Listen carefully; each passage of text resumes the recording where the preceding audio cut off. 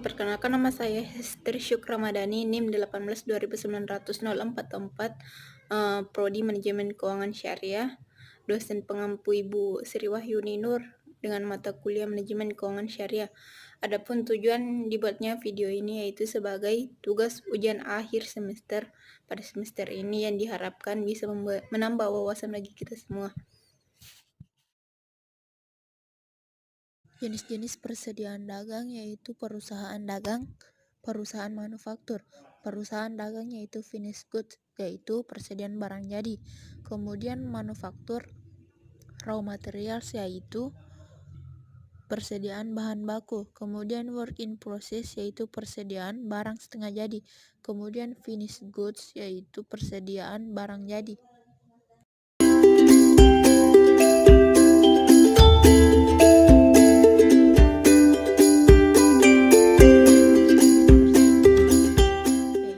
Untuk menentukan keseimbangan antara investasi persediaan.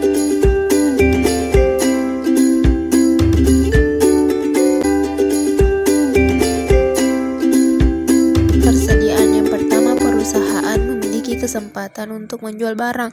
Yang kedua, memungkinkan perusahaan mendapatkan potongan. Ketiga, biaya menjamin kelancaran proses produksi dalam perusahaan. Kesalahan dalam menetapkan persediaan dapat berakibat fatal. Suatu contoh, yang pertama, persediaan terlalu kecil sehingga hilangnya kesempatan untuk menjual atau memperoleh data. Yang kedua, persediaan terlalu besar sehingga adanya biaya yang besar atau biaya persediaan. Yang pertama, biaya penyimpanan yaitu biaya yang berhubungan dengan penyimpanan persediaan, mencakup biaya yaitu biaya yang dikeluarkan sehubungan dengan kegiatan pemesanan barang atau bahan sejak dari penetapan sampai terjadinya persediaan. Metode yang digunakan untuk menentukan jumlah pembelian bahan baku yang ekonomis atau economic order quantity adalah jumlah kuantitas barang yang dapat diperoleh dengan jumlah pembelian yang optimal. Pengaman atau safety stock yaitu persediaan tambahan yang dimiliki untuk berjaga-jaga terhadap perubahan tingkat penjualan atau kelambatan produksi hingga pengiriman. Bukan besarnya safety stock terdiri atas 4. Yang pertama adalah faktor pengaman, yang kedua faktor dugaan, yang ketiga biaya, dan yang keempat keterlambatan.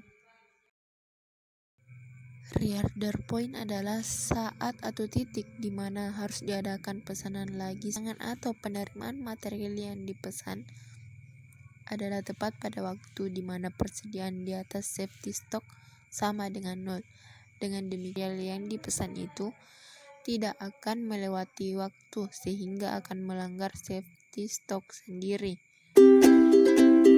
Reorder point haruslah kita memperhatikan faktor-faktor berikut.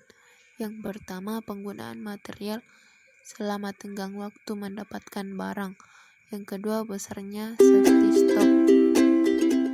Order point yang pertama, menetapkan jumlah penggunaan selama lead time dan ditambah dengan persentase tertentu, 50% dari penggunaan selama lead time, dan ditetapkan bahwa lead time-nya adalah 5 minggu, sedangkan kebutuhan material setiap minggunya adalah 40 unit, akhirnya nanti adalah 300 menetap time dan ditambah dengan penggunaan selama periode tertentu sebagai safety stock, misalnya kebutuhan selama 4 minggu, dan hasil dari reorder point-nya yang akhir nanti adalah 300. Secara umum, persediaan dapat dibedakan dalam beberapa jenis antara lain sebagai berikut.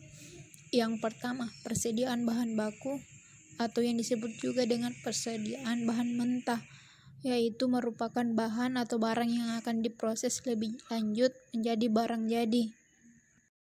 Dan yang kedua itu persediaan barang dalam proses atau work in process inventory, yang dimana merupakan persediaan yang telah mengalami perubahan tetapi belum selesai. Ketiga yaitu persediaan produk jadi, meliputi semua barang yang diselesaikan dari proses produksi dan siap untuk dijual. Seperti halnya dengan produk dalam proses produk jadi pada umumnya dinilai sebesar jumlah harga pokok bahan baku, biaya pabrik yang diperlukan, untuk menghasilkan produk tersebut. Dan yang keempat itu semua barang-barang yang dimiliki untuk keperluan produksi, akan tetapi tidak merupakan bahan baku yang membentuk produk jadi, yang termasuk dalam kelompok minyak pelumas untuk mesin-mesin pabrik, lem, benang untuk menjilid, dan buku-buku pada perusahaan percetakan. Yang kelima yaitu persediaan lain-lain, yaitu meliputi supplier kantor, alat-alat pembungkus seperti halnya pada perusahaan dagang. Dalam mengenai economic order quantity, di mana dijelaskan economic order dan definisi, yaitu jumlah setiap kali pembelian disertai biaya minimal sama dengan jumlah pembelian bahan yang paling ekonomis. Economic order quantity terdiri dari yang pertama biaya pemesanan, yaitu ordering cost atau setup cost adalah semua biaya pemesanan sampai barang yang dipesan datang.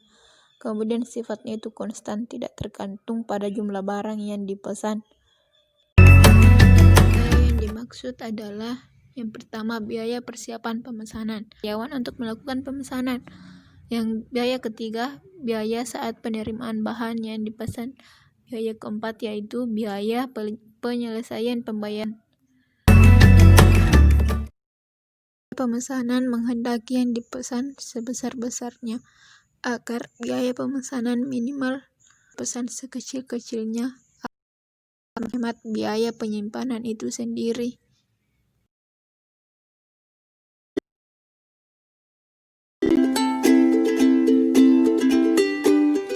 Pimpinan PT ABC memperkirakan pada tahun depan perusahaan akan membutuhkan bahan baku sebanyak 8.125 unit.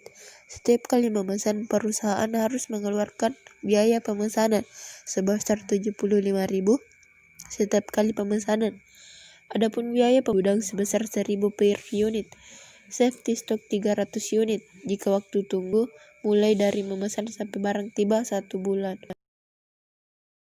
Pertanyaan pertama itu berapa besarnya jumlah pemesanan habis?